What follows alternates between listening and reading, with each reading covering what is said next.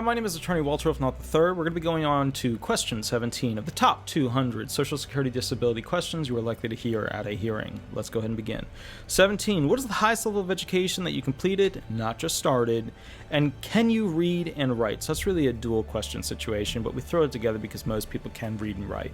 So, can you read and write? Yes and yes. Some people will say no. Some people will say they can't. That's fine. Okay?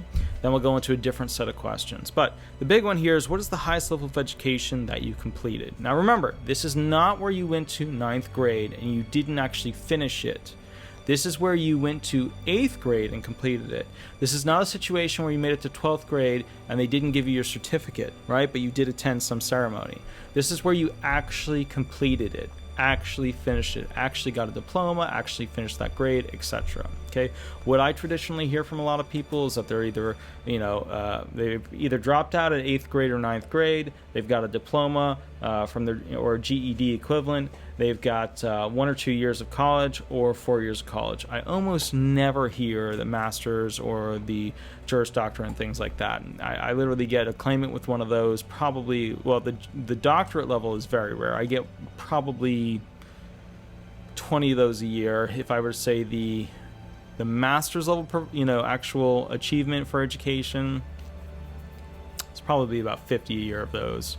They're not common. They're just not common because, a lot of people that are now reaching into the 40s, 50s, and 60s, it was different back then. Now everybody's got a master's. That's basically the new thing of like a college degree's worth, and then soon a doctorate will be the basic thing, But that's not a bad thing. More education is not a bad thing. The quality of the education, though, of what these administrative academia types are actually teaching us is absolutely terrible. They don't teach us how to do real jobs because they don't know how to do real jobs themselves. This is a classic thing that I used to hear, and it is in part true, in part not true. But when it comes to law school, those professors that are there teaching, they're failed attorneys. Is that true? It is true for a large percentage of them.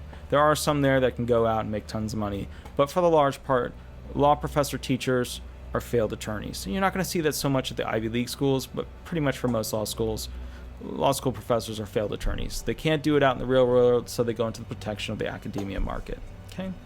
So what is the highest level of education completed? Now that's all important because it tells us, are we going to grid you out?